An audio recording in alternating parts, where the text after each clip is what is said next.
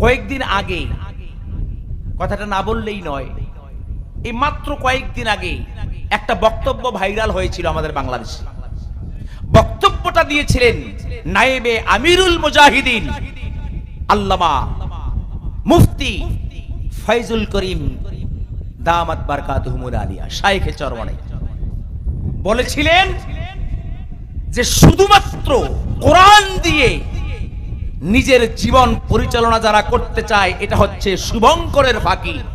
কারণ কোরআন দিয়ে জীবন, শুধুমাত্র কোরআন দিয়ে জীবন চলবে না, কোরআনের সঙ্গে সুন্নাহও থাকতে হবে।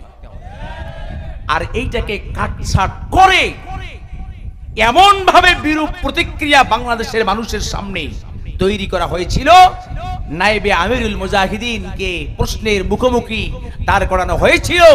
বলা হয়েছিল উনি কোরআনকে মানতে চান না, কোরআনকে অবমাননা করেছেন। জোরে বলেন নাউযুবিল্লাহি মিন যালিক। এখন আপনারাই বলেন, এই যে নামাজের কথা আল্লাহ পাক বলেছেন, কোন নামাজ কত রাকাত, কত রাকাত সুন্নত, কত রাকাত ফরজ, কত রাকাত নফল, কত রাকাত ওয়াজিব, আল্লাহ কি কোরআনে কোথাও বলছেন যে ফজরের 4 রাকাত নামাজ, 2 রাকাত সুন্নত, এরপরে 2 রাকাত ফরজ? কোরআনে কোথাও আছে? যোহরের ফরজের আগে 4 রাকাত সুন্নত, এরপরে ফরজ 4 রাকাত, এরপরে সুন্নত 2 রাকাত, আছে কোথাও? আসরের 4 রাকাত ফরজ আছে কোথাও? মাগরিবের 3 রাকাত ফরজ আছে কোথাও? এশার 4 রাকাত ফরজ আছে কোথাও? আল্লাহ শুধু অর্ডার করেছেন তোমরা নামাজকে প্রতিষ্ঠিত করো, ঠিক কিনা? কিন্তু কোন নামাজ কত রাকাত, কত রাকাত সুন্নত, কত রাকাত ফরজ, এর কোন বিশদ বিশ্লেষণ কোরআনের মধ্যে আছে? নাই। কয়েকদিন আগে, কথাটা না বললেই নয়, এই মাত্র কয়েকদিন আগে একটা বক্তব্য ভাইরাল হয়েছিল আমাদের বাংলাদেশে। বক্তব্যটা দিয়েছিলেন নায়েবে আমিরুল মুজাহিদিন আল্লামা মুফতি ফয়জুল করিম দামাত বারকাতুহুমুল আলিয়া শাইখে চরমনাই। বলেছিলেন যে শুধুমাত্র কোরআন দিয়ে নিজের জীবন পরিচালনা যারা করতে চায় এটা হচ্ছে শুভঙ্করের ফাঁকি।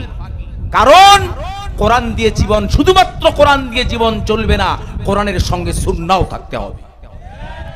আর এইটাকে কাটছাট করে এমন ভাবে বিরূপ প্রতিক্রিয়া বাংলাদেশের মানুষের সামনে তৈরি করা হয়েছিল, নায়েবে আমিরুল মুজাহিদিনকে প্রশ্নের মুখোমুখি দাঁড় করানো হয়েছিল।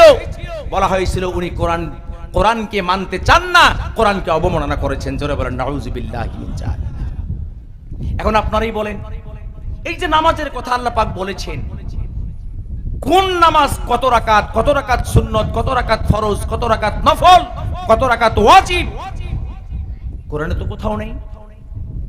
তাহলে আমি নামাজটা পড়বো কেমনে?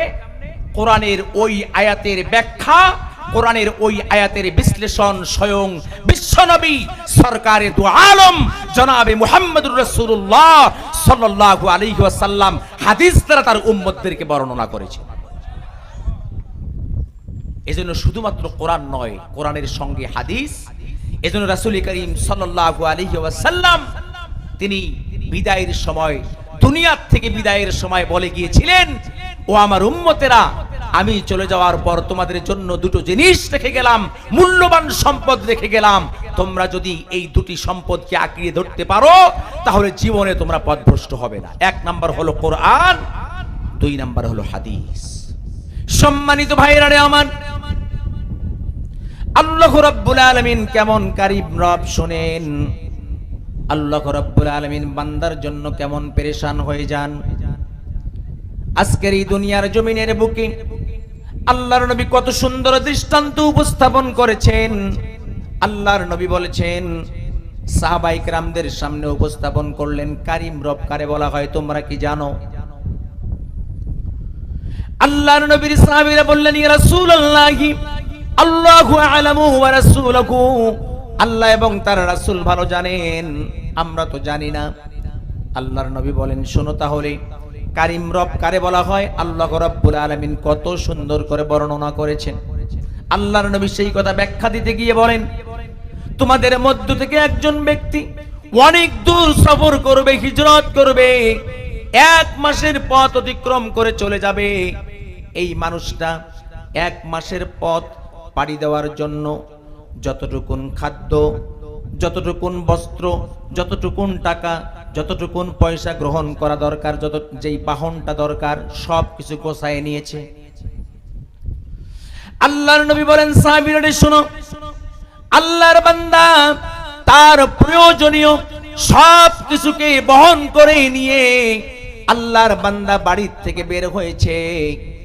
1 দিন 2 দিন 3 দিন করতে করতে 15 দিন পর্যন্ত পথ অতিক্রম করার পর আল্লাহর ওই বান্দা বড় পেরেশান হয়ে গিয়েছেন, বড় ক্লান্ত শ্রান্ত হয়ে গিয়েছেন।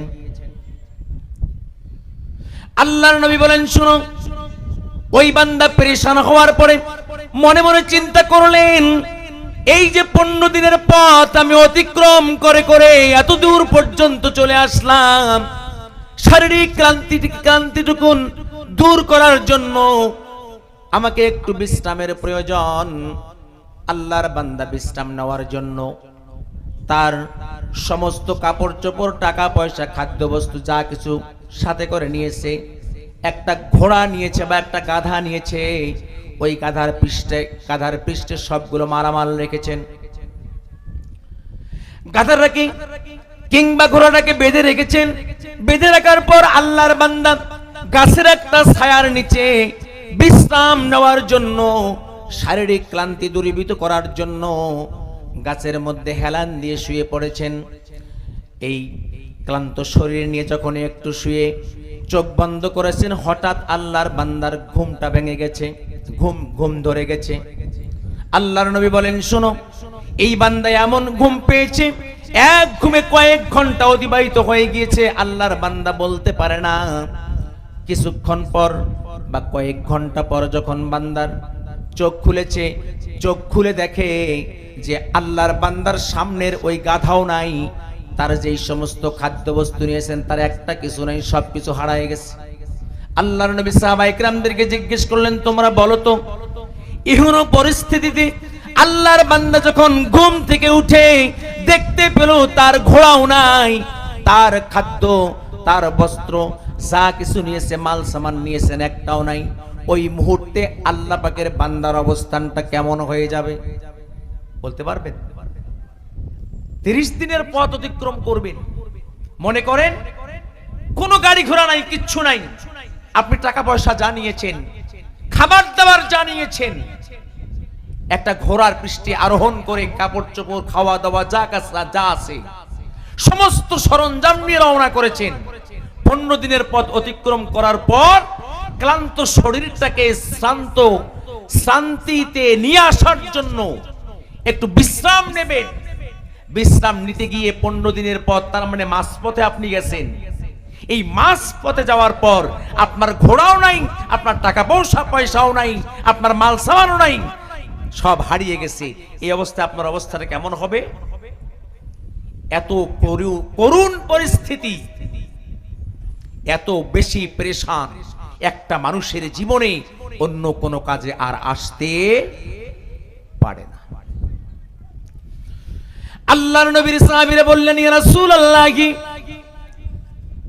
আল্লাহর কোন বান্দা যদি এরকম অবস্থায় পড়ে যায়, এই যে 15 দিনের পথ অতিক্রম করার পর সবকিছু যদি হারায় ফেলে, তার মানে না সে যাইতে পারবে তার গন্তব্য স্থানে, না ব্যাক করতে পারবে তার বাড়িতে, এমন একটা সিচুয়েশনের মধ্যে আল্লাহ রাব্বুল আলামিন তাকে রাখবেন। এই যে পেরেশানির যে অবস্থানটা হবে একজন মানুষের জীবনে, এর চেয়ে বড় পেরেশানি তার জীবনে আর অন্য কোন সেক্টরে থাকতে পারে না।